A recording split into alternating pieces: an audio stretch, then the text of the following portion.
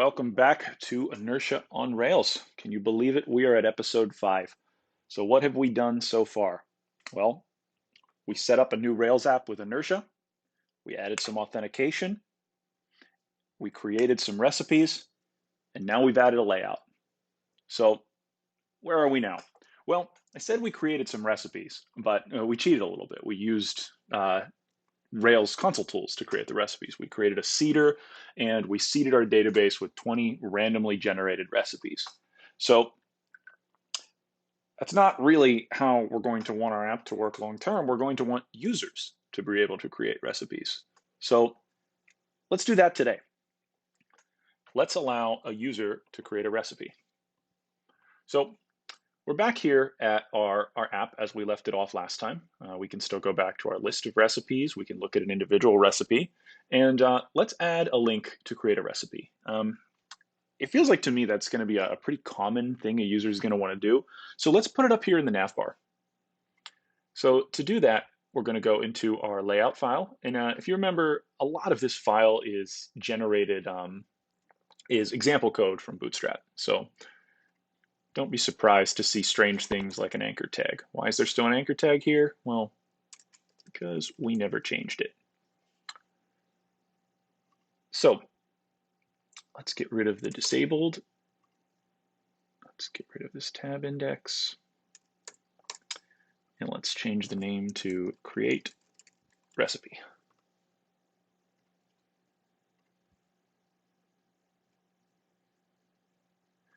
And let's actually, for the first time, let's finally do this. I think it's been Webpack Dev Server, I think.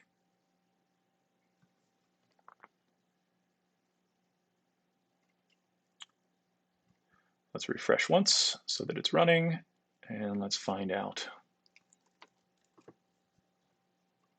Oh, here we go. How did we wait so long to do this? All right. So create recipe. Where is create recipe going to go to? I don't know, actually, but I know that there's a standard. So when in doubt, I hop over to seeing what Rails resources defines by default. And create a new photo. That's almost what we want, but that's literally the act of creating it. We want to return an HTML form. That's perfect. So the default is /the resource /new. Cool. So let's recipes /new. Let's go over to our routes. Let our route know that now new has come to play. And that's a test. Piece controller. And add new. So new is going to be an extremely simple route. That's it. Render, inertia, create recipe. And let's not add a capital I to that. So this is probably getting, hopefully, this is getting pretty routine. And we already knew where we were headed next. We were headed to create our component.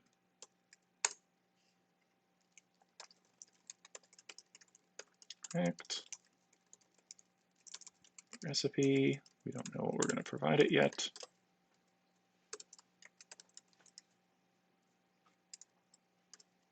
Oops. Get a new recipe. Default, create recipe. Here we go. That should be good enough. And it is. Awesome. So what are we going to do here? We are going to create a form. And I will warn you, I am not a super sophisticated form creator. This is just going to be pretty standard HTML and some state. So we only have 2 pieces of information right now for what constitutes a recipe. We have a title and we have a description. So let's create that state first. We're going to use the state hook.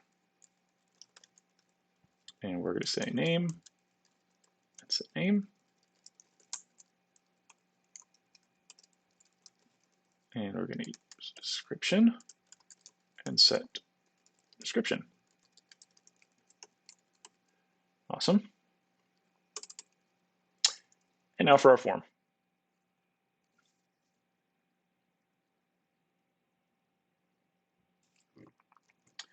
So we will keep this simple. Well, actually, let's keep it even more simple and go back to Bootstrap, which I have here in another tab,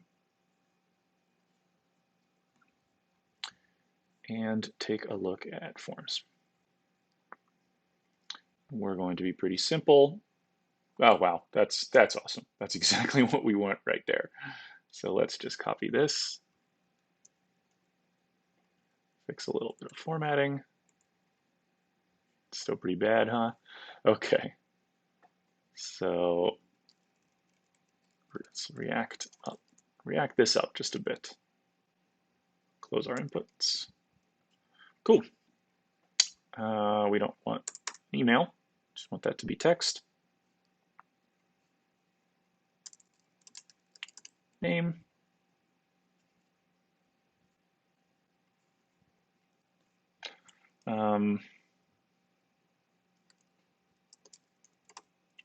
Tacos.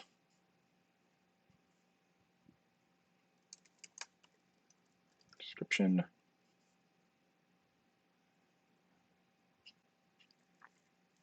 I think this should be pretty good already. Let's see how it ended up looking. I can live with that. Let's add a submit button. We're just going to add a button.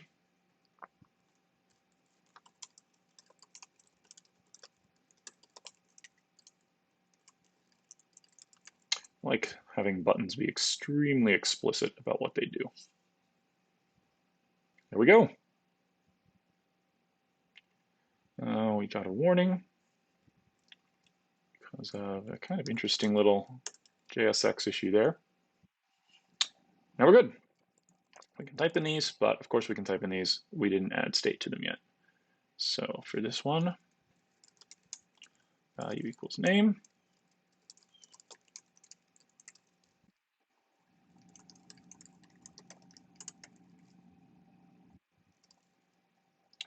e.currentTarget.value. Nice. Let's make sure that's working. We'll just put it right here.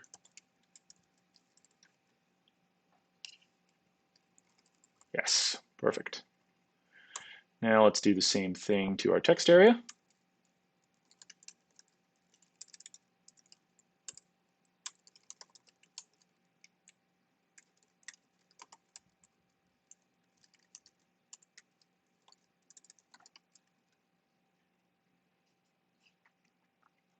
And what does our button do? Our button's going to submit.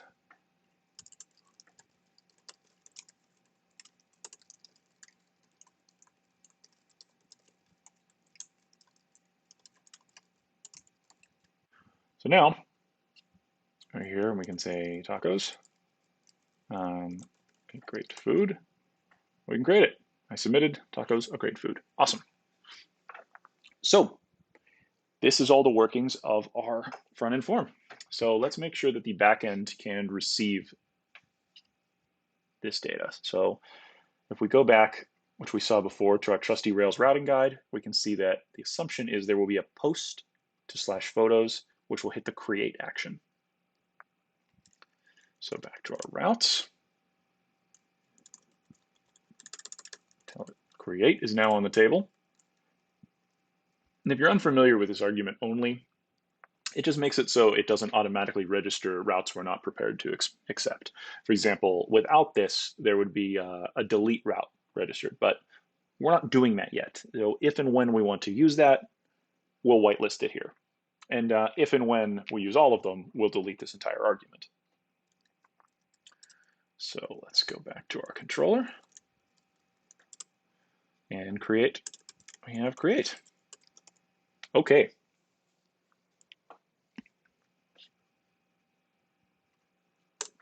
So what's create going to do? Well, we have to do a couple things here. we have to literally persist the data. So I was going to say literally create. We have to persist the data, and we have to send the user somewhere. So let's start with persisting the data.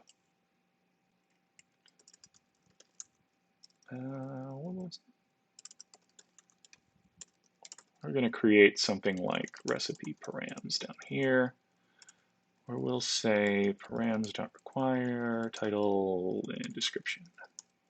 So this should give us back, with some validation, something that looks like this.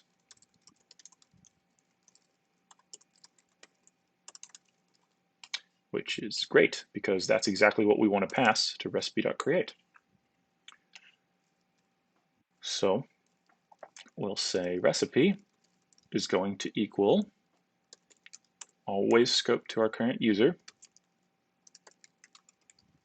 create recipe params. Great.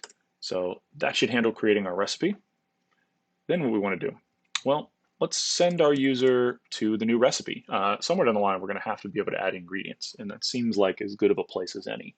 So then we're just going to say redirect to, and we'll say recipe path with this new recipe. Awesome. So let's do that. So how do we do that? If this were a normal Rails app, we would create a post form. The form's job would be to post the information up. If this were a single page app, we would create some sort of API call here that would post. Let's kind of do both of those things. So what we're going to pull down now is instead of pulling down something specific from React, from Inertia React, we're going to go to just plain old Inertia. And we're going to pull in the Inertia class. What this is whenever you're using something like Inertia Link, it's actually a little bit of syntactic component sugar to avoid having to write JavaScript that does something like this, inertia.visit recipes. Inertia.visit is by default using a get. So as you can see, we can pass get to this. We can also pass post. So what do we want to do here? Well, we want to post to recipes, and we want to pass it name and description. If you're not familiar with this syntax, this is exactly the same as doing that. If your key and your variable are the same, you can use this shorthand in a JavaScript object. So when we click submit now, it is going to call inertia.post. Inertia.post is going to handle posting to recipes with a name and a description. When you post to recipes, Rails is going to route you to this create method, which is going to create the recipe and then redirect you to the recipe path for the newly created recipe, which should send you here. Let's see if it works. Refresh for good luck. To make sure we can tell, we're going to say a great new recipe. This recipe is sure to be delicious. And here we go. Okay, first problem. Wrong number of arguments given to expected 1. So that tells me that params.require didn't want to receive those separately.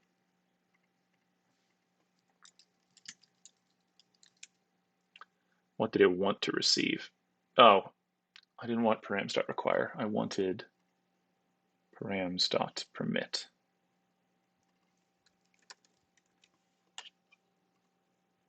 The good thing is that error happened before we persisted anything, so we can just try it again.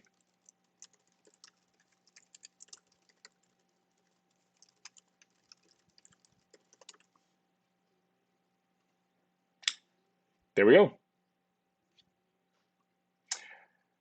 Now, that was strange.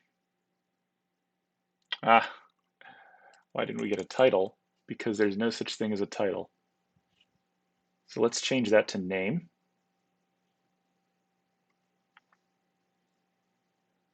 And yep, that's what we were passing all along. We had a bit of a mismatch there. So let's try this again. Got a recipe that will now have a name. Much better. So now we created it and it's showing up on our list. So that was pretty simple. Now, if you wanted to use form tags, could you catch the form? Could you catch a form submission? Absolutely. But I'm going to keep it super simple here and just let React and Inertia handle everything. And yeah, that's really all there is to it. We can now create recipes. Create it, boom, automatically routes us to the new recipe. We're on the new recipes page, and there we have it. So that is all for this episode. What you probably noticed, though, is we had a bug doing that, and that wasn't a deliberate bug. That was me making a mistake. And I'm sure, I hope some of you have been saying, can't we test this? Wouldn't it have been better if we'd have written some tests? And the answer is absolutely. So for the next episode, we are not going to add any new features to this application before we get some tests in place. And then we can run some test first development for the rest of our features in the app. So I hope everyone has enjoyed this. I hope everyone has gotten this far without any difficulty. As always, I haven't mentioned this, but of course, if you run into any errors, if any of these steps don't seem to be working for you, please reach out to me, whether it's in the comments or at Brandon Shar on Twitter. And in the next episode, let's write some tests. Thank you very much for watching. I'm still Brandon Shar. I still work at Bellabot. We still write and maintain Inertia Rails, the Inertia Rails gem. Thank you very much.